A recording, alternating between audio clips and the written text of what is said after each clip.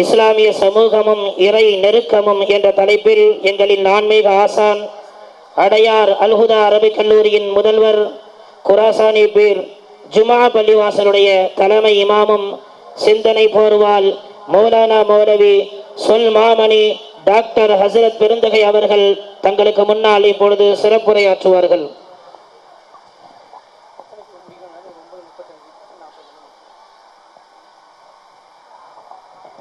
نحمده ونصلي على رسوله الكريم أما بعد فقد قال الله سبحانه وتعالى في كلامه القديم والفرقان الحميد أعوذ بالله من الشيطان الرجيم بسم الله الرحمن الرحيم ففروا إلى الله إني لكم منه نذير مبين صدق الله العظيم. அளவற்ற அருளாளனும் நிகரற்ற அன்புடையோனுமாகிய எல்லாம் வல்ல அல்லாஹுவின் பெயரால் துவங்குகிறேன். அருமைநாயகம் முஹம்மது ரசூலுல்லாஹ் ஸல்லல்லாஹு அலைஹி வஸல்லம் அவர்களின் மீதும் நற்பாக்கியங்கள் நிறைந்த அவர்களுடைய உம்மத்தின் மீதும் குறிப்பாக இந்த நிகழ்விலே பங்கேற்றிருக்கிற நம் அனைவர் மீதும் எல்லாம் வல்ல அல்லாஹுவின் நல்லருள் என்றென்றும் நிறைவாக உண்டாவதாக. ஆமீன். சிறப்புரையினர் ரொம்ப நேரம் பேசுவாரோன்னு நீங்க யோசிக்க வேணாம். ஒரு சில நிமிடங்களிலே நான் என்னுடைய உரையை முடித்து விடுவேன். வழக்கமாக இந்த பள்ளிக்கூடத்தினுடைய ஆண்டு விழாவில் பல்லாண்டுகளாக பங்கேற்கிற ஒரு வாய்ப்பு அல்லாஹ் வழங்கி இருக்கிறான். எப்போதும் குழந்தைகளை பற்றியும் பெற்றோர்களை பற்றியும் பிள்ளைகளின் வளர்ப்பு பற்றியும் இப்போது பட்டிமன்றம் நடைபெற்ற மாணவர்களுடைய கல்வி ஒழுக்கம் மேம்பாடு இவைகளை குறித்து தான் தலைப்பு தருவார்கள். இந்த தடவை இறை நெருக்கம் என்று எனக்கு தலைப்பு கொடுத்திருக்கிறார்கள். மிக நீண்ட நேரம் பேசப்பட வேண்டிய இறை நெருக்கம் என்கிற தலைப்பு இன்ஷா அல்லாஹ் ஒரு 10-15 நிமிடங்களுக்கு உள்ளாக முடிவடையும் என்பதை இனிய செய்தியை உங்களுக்கு சொல்லி நான் என்னுடைய வார்த்தைகளை துவங்குகிறேன். கண்ணியத்திற்குரிய தர்வேஸ் ஹசரத் கபிலா அவர்கள், மேடையில் வீற்றிருக்கிற சங்கைக்குரிய மார்க்க அறிஞர்கள், பேச்சாளர்கள், சமுதாய பிரமுகர்கள், இந்த பள்ளிக்கூடத்தினுடைய தாளாளர் உள்ளிட்ட நிர்வாக அங்கத்தினர்கள், பள்ளிக்கூடத்தினுடைய இருபால் ஆசிரிய பெருமக்கள், வருகை தந்திருக்கிற பெற்றோர்கள், ஜமாத்தார்கள், அனைத்து சகோதரர்கள், சிறப்பு விருந்தினர்கள் அத்தனை பேருக்கும் என் ஆரம்பமான அஸ்ஸலாமு அலைக்கும் வரஹ்மத்துல்லாஹி வபரகாத்து.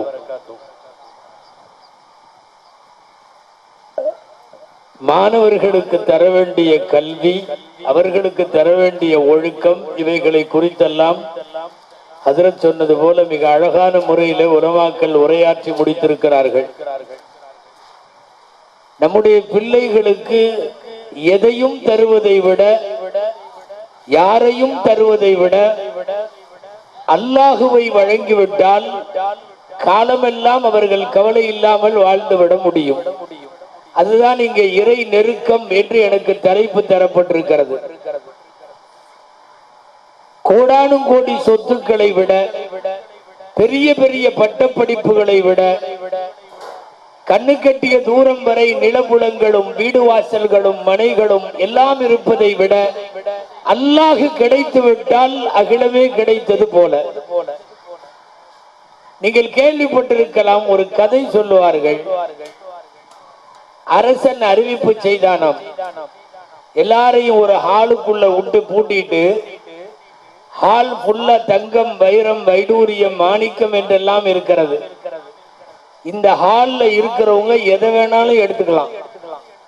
யார் யார் எதை எடுத்தார்களோ அதுவெல்லாம் அவர்களுக்கு சொந்தம் என்று அரசன் அறிவிப்பு செய்வான்.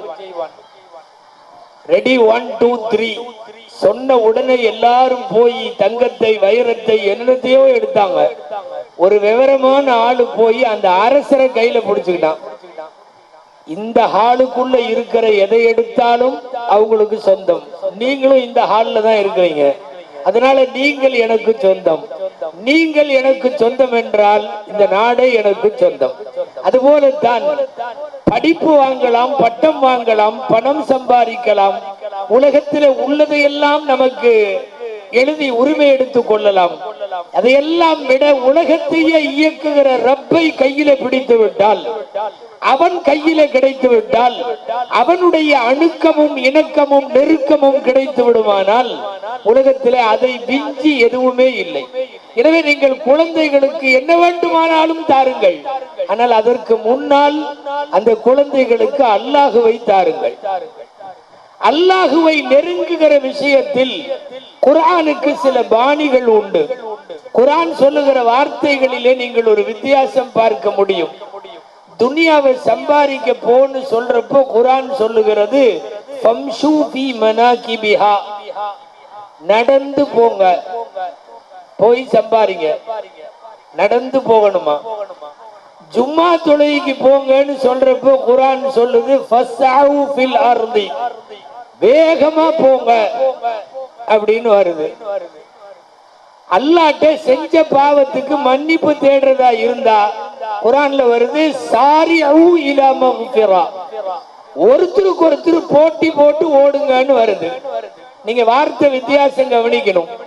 துனியாவை சம்பாதிக்க போறியா, நடந்து போ. ஜும்மாவுக்கு மாதிரி உள்ள தொழுகைக்கு போறியா, வேகமா போ.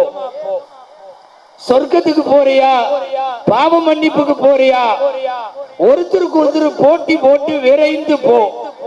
கடைசியா சொல்றான் அல்லாஹ்வை நோக்கி போறியா, ஃபிர்ரு இலல்லாஹ், அல்லாஹ்வை நோக்கி விரண்டு ஓடு. ஃபிர்ரு என்றால் பின்னாலே சிங்கம் துரத்துகிற நேரத்தில் எப்படி ஓடுவோமோ அப்படி ஓட வேண்டும் என்று சொல்லுகிறது. உலகத்தை சம்பாதிக்க நடந்து போகலாம், வேறு சில மார்க்க விஷயங்களுக்கு விரைந்து போகலாம். அல்லாஹ்வினுடைய நெருக்கம் என்று சொன்னால் விரைந்து போக வேண்டும். இந்த உலகத்தில் அல்லாஹ் கிடைத்தால் எல்லாம் கிடைத்தது என்று பொருள். அல்லாஹ் கிடைக்கல, எல்லாம் கிடைச்சும் உன் லைஃப் ஃபெயிலியர் என்று பொருள். அல்லாஹ் கிடைக்க வேண்டும். நிம்மதியான வாழ்க்கை எது என்று கேளுங்கள்.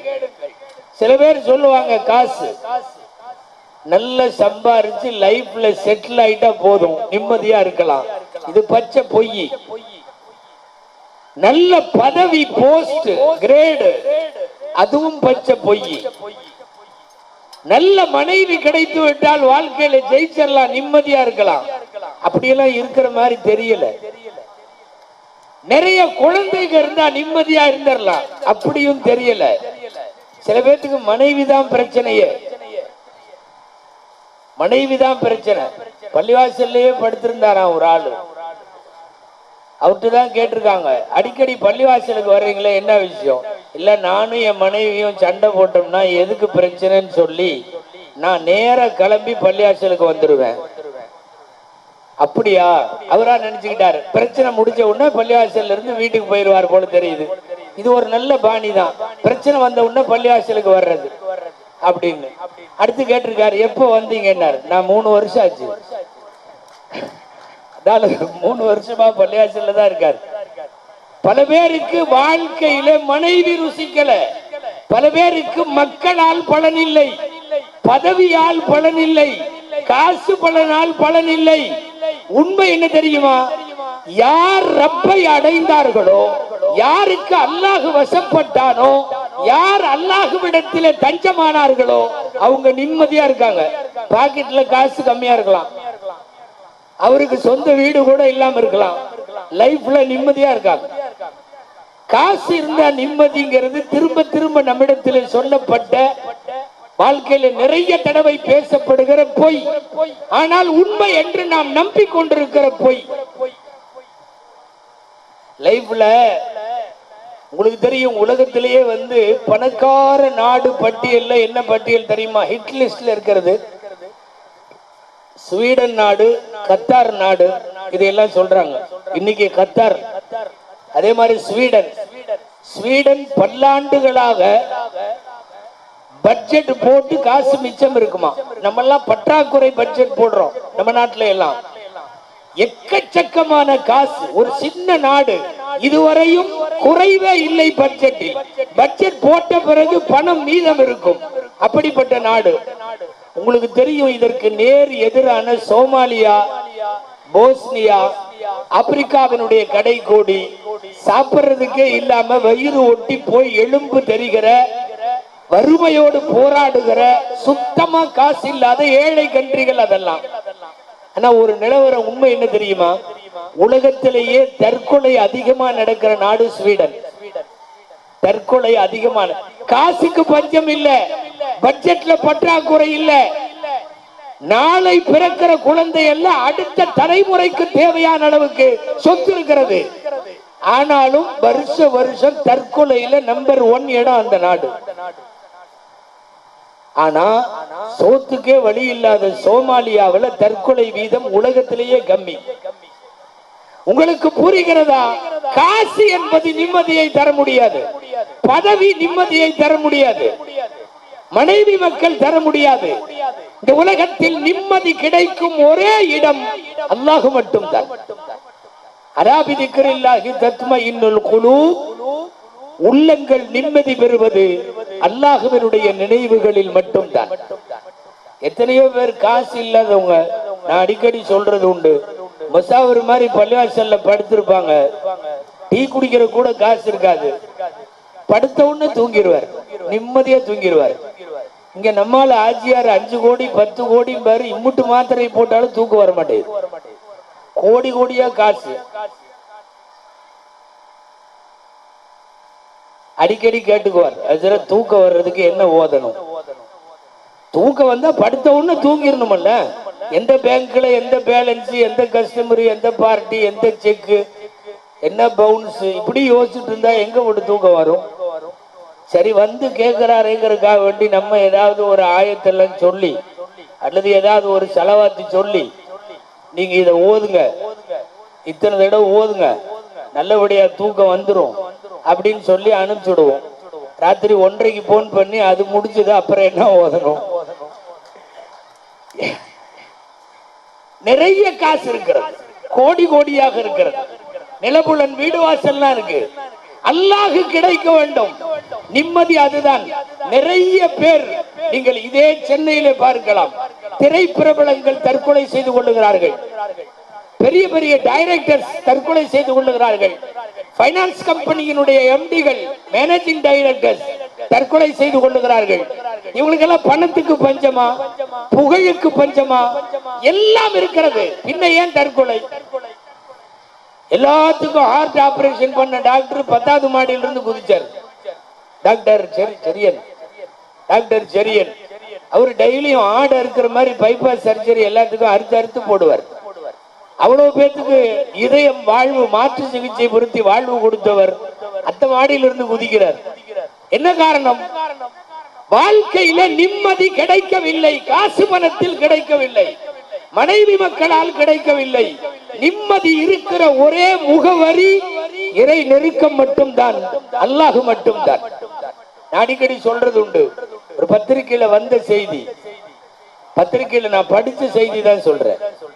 கேரளால ஒருத்தர் வேற ஒரு சகோதர சமயத்தை சார்ந்த ஒரு அன்பர், அவருக்கு சுதாங்கன் பேர், சுதாங்கன், தினமணியில வந்த செய்தி இது. சுதாங்கனுக்கு என்ன வேலை தெரியுமா?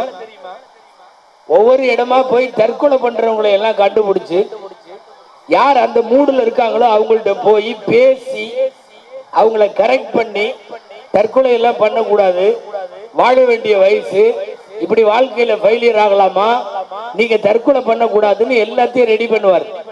கிட்டத்தட்ட 50 பேரு அடுத்த நிமிஷம் தற்கொலைன்னு உள்ளவங்களை எல்லாம் காப்பாத்திருக்காரு அவர். அதுக்காக வேண்டி ஜனாதிபதி விருது அவருக்கு கொடுத்தாங்க. நான் சொல்றது 2012. அப்ப ஜனாதிபதி பிரதிபா பட்டீல்னு ஒரு அம்மா இருந்தாங்க. பிரதிபா பட்டீல் கையால விருது கொடுத்தாங்க. என்ன விருது தெரியுமா? தனி நபர் தீர செயல் விருது. ஏன்னா எக்கச்சக்கமான பேர் உயிர் விடாம அவங்கள காப்பாத்தி தற்கொலையில இருந்து மீட்டு இருக்கிறாருன்னு விருது கொடுத்தாங்க 2012. ஆச்சரியம் என்ன தெரியுமா? 2013 அந்த ஆள் தற்கொலை பண்ணிக்கிட்டார். சுதாகர் தற்கொலை பண்ணிக்கிட்டார். என்ன பிரச்சனையோ, மனசுல நிம்மதி இல்லை. இவங்க எல்லாம் காசு பணத்துல கம்மியானவங்க இல்ல, வசதி வாய்ப்புல கம்மியானவங்க இல்ல. எனவே நல்ல ஒரு மன நிம்மதியான வாழ்க்கை வேண்டுமானால் அல்லாஹ்விடத்தில் மட்டும்தான் அந்த நிம்மதி நிச்சயமாக கிடைக்கும். அந்த இறை நெருக்கத்தை நோக்கி உங்கள் குழந்தைகளை செலுத்த வேண்டும். கல்வி தாருங்கள் வேண்டாம் என்று சொல்லவில்லை, நல்ல ஒழுக்கம் தாருங்கள் இருக்கட்டும். எல்லாவற்றையும் விட அல்லாஹுவை தாருங்கள். நீங்கள் அல்லாஹுவை கொடுத்து விட்டால் உலகத்தின் எந்த மூலைக்கு உங்கள் பிள்ளைகள் போனாலும் நல்ல விதமா ஆட உடுத்தாம அரைகுறை அம்மனங்களோடு இருக்கிற தேசங்களுக்கு போய் நம்முடைய பிள்ளைகள் வாழ்ந்தாலும் ஒழுக்கம் தவற மாட்டார்கள். காரணம், நீங்கள் அல்லாஹ்வை கொடுத்து விட்டீர்கள். இன்றைக்கு நீங்கள் மொபைல் கொடுக்கிறீர்கள், லேப்டாப் கொடுக்கிறீர்கள், எல்லா வசதிகளும் தருகிறீர்கள். அவங்க நினைச்சதெல்லாம் வாங்கிக்கிறாங்க. இப்போ முதல்ல எல்லாம் நீங்க வாங்கிட்டு வந்து கொடுக்கணும், இப்ப அப்படிலாம் இல்ல. அவன் மொபைல்லையே கடை பூரா வந்துருது, எல்லா கடை எல்லாம் வந்துருது. அது ரெடியா எடுத்து வச்சுட்டு அவன் ட்ரெஸ் ஷூ எதா இருந்தாலும் செலக்ட் பண்ணி வச்சுட்டு அமுத்தருக்கு முன்னாடி தான் அவங்க அத்தாட்ட வர்றான். அமுத்துட்டுமா, அமுத்தனா காலையில 9 மணிக்கு வந்துடும். அவருக்கு அங்க அமுத்துறப்ப இவரு இங்க பாக்கிட்டு அமுத்திக்கிறார். பிள்ளைங்க இன்னைக்கு அப்படிதான், அவங்க விருப்பப்பட்ட சுடிதாரை, அவங்களுக்கு வேணும்ன்ற செல்போனு, அவங்களுக்கு வேணுங்கிறத எடுத்து மொபைல்ல இப்படி காட்டுதுங்க. அமுத்திட்டான்னு அமுத்திட்டா காலையில காலிங் பெல் அடிக்கிறான், உங்க delivery is ready to take அப்படின்ட்டு வந்துடுறானே வீட்டுக்கு. எல்லாம் கொடுக்கிறீர்கள், தாருங்கள், ஆனால் அல்லாஹுவை கொடுத்து விடுங்கள். இன்றைக்கும் நமக்கு தெரியும், அது அமெரிக்காவோ அல்லது யூகேவோ பிரிட்டனோ ஐரோப்பிய நாடுகளோ எந்த நாட்டில் வேணாலும் அந்த நாட்டினுடைய பெண்கள் அவ்வளவு மோசமாக ஆடை உடுத்துகிறார்கள். ஆனால் அதே ஊரில் முழுக்க முழுக்க புர்காவோடு முகம் தெரியாத அளவுக்கு இபாதத்தோடு ஒழுக்கத்தோடு வாழுகிற பெண் பிள்ளைகள் இருக்கத்தான் செய்கிறார்கள், இல்லைன்னு சொல்ல முடியாது. காரணம், அவர்களுடைய பெற்றோர் அவர்களுக்கு வசதி வாய்ப்புகளை கொடுத்ததை விட அல்லாஹுவை கொடுத்தார்கள், ரசூலை கொடுத்தார்கள், ஷரியத்தை கொடுத்தார்கள். அது ஒன்று மட்டும், அந்த இறை நெருக்கம் போதும். உலகத்தின் எந்த மூளைக்கு போனாலும் நம்மை அது நன்றாய் வாழ வைத்துவிடும். அதனால் தான் சொல்லுகிறோம், உலகத்தினுடைய எல்லா செல்வங்களையும் விட, நீங்கள் வாங்கி தரக்கூடிய எல்லாவற்றையும் விட ரப்புல் ஆலமீனுடைய நெருக்கத்தை மட்டும் கொடுத்து விட்டால் போதும். வாழுகிற காலமெல்லாம், இந்த வையகத்திலே நம்முடைய மூச்சு இருக்கிற காலமெல்லாம் அவர்கள் நிம்மதியான வாழ்க்கையை நிச்சயமாக வாழ்வார்கள். அந்த நிம்மதி தான் தேவை. எத்தனையோ பேருக்கு படிப்பின் மீது நம்பிக்கை, பணத்தின் மீது நம்பிக்கை, அத்தா அம்மா எல்லாம் மேல கொண்டு வந்துருவாங்க நம்பிக்கை. உண்மை நம்பிக்கை எப்படி இருக்க வேண்டும் என்று குர்ஆன் சொல்லுகிறது. உஃபவ்விது அம்ரி இலல்லாஹ், நான் எனது காரியத்தை எல்லாம் அல்லாஹ்விடத்தில் ஒப்படைக்கிறேன் என்று ஒப்படைக்க வேண்டும். ரப்பிட்ட கொடுக்கலாமே, யாரையோ நம்பி கொடுக்கிறோமே. பஸ்ல டிக்கெட் வாங்கிட்டு பிஸ்மில்லான்னு தூங்கிடுவார். அல்லாஹும்ம பிஸ்மிக்கா அம்மூத்து வாகியா. எங்க டிக்கெட் வாங்கின உடனே திருச்சி வரையும் போகணும். நம்பிக்கை என்ன தெரியுமா? அந்த டிரைவர் மேல நம்பிக்கை. நல்ல ஆளு, நல்லா ஓட்டுறவர், ரொம்ப நாளா சர்வீஸ், எந்த பிரச்சனையும் இருக்காது, நாம தூங்கலாம். ஏன்னா அந்த ஆளு தூங்க மாட்டாரு. அந்த ஆளு தூங்கினார்னா நம்ம தூக்கம் நிரந்தர தூக்கம் ஆயிரும், ஒன்னும் பிரச்சனை இல்லை அப்படின்னு சொல்லிட்டு ஒரு டிரைவரை நம்பி 70 பேர் தூங்குறானே. சில பஸ்ல எல்லாம் எவனுமே முடிச்சிருக்க மாட்டான், அத்தனை பேரும் நீட்டா தூங்கிடுவாங்க. அந்த ஒரு ஆள் ஓட்டிட்டு இருப்பார். ஒரு டிரைவர் மேல நம்பிக்கை வைக்கிறது இல்லையா? அகிலத்தையே ஓட்டி கொண்டிருக்கிற ரப்புல் ஆலமீன் கொடுத்துருங்க. அவன்கிட்ட அல்ஹம்துலில்லாஹ். ஒரு டிரைவரை நம்பி ஒட்டு மொத்தமா உசுரை கொடுத்துட்டு பஸ்ல உட்கார்ந்து இருக்கிறமே, அத அகிலத்தையே இயக்குகிற அல்லாட்ட ஒப்படைக்கலாமே. சில பேர் எல்லாம் சலூன்ல போய் முகத்தை அவன்கிட்ட கொடுத்துட்டு ஜம்முன்னு உட்காந்துருவோம். ஒரு இழுத்தாருன்னா முடிஞ்சு. அது சில பேர் கழுத்துக்கிட்ட இப்படியும்பாங்க. ஆமா, அந்த நேரம் பார்த்து அவனுக்கு ஏதாவது ஒரு ஜோஷ் ஒரு அமுத்தனா கோழிதான். பிஸ்மில்லாஹி அல்லாஹு அக்பர். அழகா இருக்கிற மீசிய ஒரு பக்கம் இப்படின்ட்டான்னா 1 மாசம் வெளியே போக முடியாது. எங்களை மாதிரி உள்ளவங்களுக்கு எல்லாம் தாடியை இழுத்துட்டாருன்னா தொழுக வைக்கவே போக முடியாது. என்ன நம்பிக்கை? அவன் 30-40 வருஷமா சவரம் செய்யறான், நல்ல ஆளு, நாங்க எல்லாருமே இங்கதான் பண்ணுவோம், ரொம்ப கரெக்டா பண்ணி விடுவாரு, மீச தாடி எல்லாம் ஒரு நம்பிக்கை. ஒரு நம்பிக்கையில் அழகான முகத்தை கொடுத்து விட்டு உட்காருகிறீர்கள். ஒரு நம்பிக்கையில டிக்கெட் வாங்கிட்டு பஸ்ல உட்காருறீங்க. வாழ்க்கை முழுக்க என்னை அவன் பார்த்து கொள்ளுவான்னு நம்பிக்கையை அங்கே கொடுத்து விட்டால் அந்த இறை நெருக்கம் லைஃப்ல எல்லா பிரச்சனைகளையும் அது பார்த்து கொண்டோம். அத்தனை பிரச்சனையும் அது பார்த்துக்கும். நம்ம உட்கார்ந்து இருக்கிற இடம் அல்லாட்டேன்னு வைங்களேன், எதுக்கும் பயப்பட வேண்டியதில்லை. இந்த குழந்தை தனியா நின்றுச்சுன்னு வைங்களேன், அந்த குழந்தைய போய் நீங்க பூச்சாண்டின்ட்டு போனாவே பயந்துட்டு கத்தும். அது அவங்க அம்மா இடுப்புல உட்கார்ந்து இருந்துச்சுன்னு வைங்களேன், அவங்க அத்தாவோட தோல்ல உட்கார்ந்து இருந்துச்சுன்னு வைங்களேன், அப்ப போய் பூச்சாண்டின்டா பயப்படாது. ஏன் தெரியுமா? எங்க அத்தா என்னை பிடிச்சிருக்காரு. எங்க அம்மா அவங்க அத்தாவே நாயை பார்த்தா ஓடிடுவாரு, பூனையை பார்த்தா ஓடிடுவாரு, அது வேற. ஆனா அந்த குழந்தை என்ன தெரியுமா? நான் என் தாயின் இடுப்புல இருக்கிறேன், நான் எங்க அத்தாவுடைய தந்தையுடைய தோளில இருக்கிறேன், என்னை யாரும் ஒண்ணும் பண்ண முடியாது. அதே போலத்தான் அல்லாஹ்விடத்தில் நீங்கள் உங்களை ஒப்படையுங்கள், உலகம் நம்மளை ஒண்ணும் செய்ய முடியாது, துனியாவினுடைய எந்த பிரச்சனையும். எனவே வாழ்க்கையில வெற்றி பெற வேண்டுமானால் ஒரு சமூகத்திற்கு தேவையான அத்தனை செய்திகளும் நன்றாகவே நடக்க வேண்டுமானால் நீங்கள் உங்கள் குழந்தைகளுக்கு கல்வி, ஒழுக்கம் எல்லாவற்றையும் விட அல்லாஹுவை கொடுத்து விடுங்கள், ஷரியத்தை கொடுத்து விடுங்கள், தீனுல் இஸ்லாமை கொடுத்து விடுங்கள். வாழ்வாங்க அந்த குழந்தைகள் வாழும், அவர்களின் வாழ்வு சிறக்கும், செழிக்கும், சந்தேகம் இல்லை. துஆ செய்வோம். எல்லாம் வல்ல அல்லாஹு ஜல்ல ஷானுஹு தஆலா நமக்கும் நம்முடைய அடுத்த தலைமுறைக்கும் சந்ததிகளுக்கும் அல்லாஹ் ஈமான் இஸ்லாத்தின்படி நிலை நின்று வாழுகிற நல்ல தௌஃபீகை அல்லாஹ் தருவானாக. இறைவனின் நெருக்கத்தையும் அணுக்கத்தையும் வாழும் காலமெல்லாம் தந்து மன நிம்மதியான வாழ்க்கைக்கு அல்லாஹ் நமக்கு வழிகோடுவானாக. வாய்ப்புக்கு நன்றி. ஜஸாக்குமுல்லாஹு கைரல் ஜஸா வ ஆகிர் தஅவானா அனில் ஹம்துலில்லாஹி ரப்பில் ஆலமீன்.